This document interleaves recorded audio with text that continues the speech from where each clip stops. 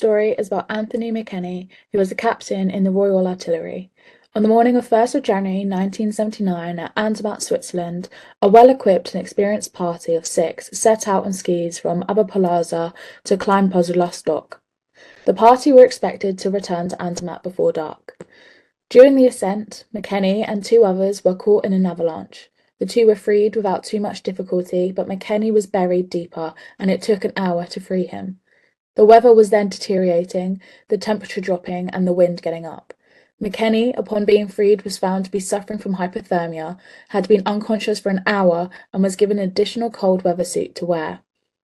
It was decided, in view of the severe weather change, the possibility of further avalanches, to abandon the ascent, and to descend by a different route into another valley. The party were crossing another slope when they were engulfed by a huge avalanche 1,500 meters wide and 1,500 meters long.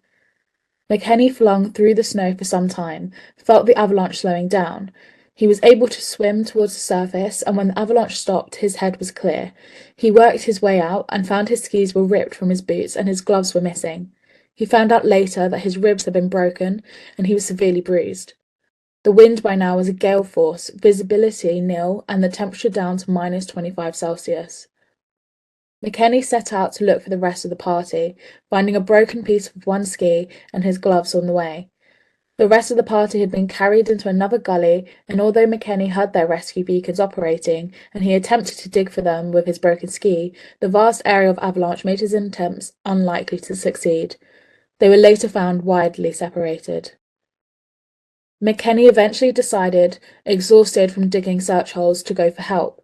He set off in zero visibility and deep driving snow down the mountain on his hands and knees, using his broken ski for support. After several hours, it was now dark. He found a mountain hut and crawled in to wait for daylight. The night was bitterly cold, and despite his broken ribs, he kept alive by exercise. He carried on down the mountain at first light, and arriving at a village, raised the alarm.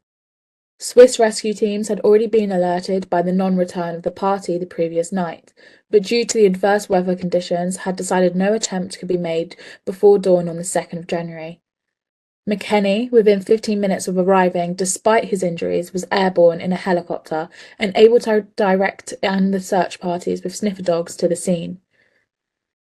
One of those caught in the avalanche, who had been buried for over 20 hours, had by this time managed to get a hand above the snow. He was sighted and dug out. The other 4 climbers who were later found had unfortunately perished. The president of the Combined Services Winter Sports Association, in strongly recommending McKenney for an award, said McKenney's determination is first of all trying to dig for his companions when injured, and in the most appalling weather conditions was very brave.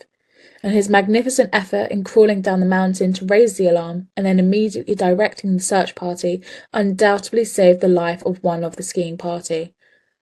Anthony McKenney was awarded the Royal Humane Society Silver Medal.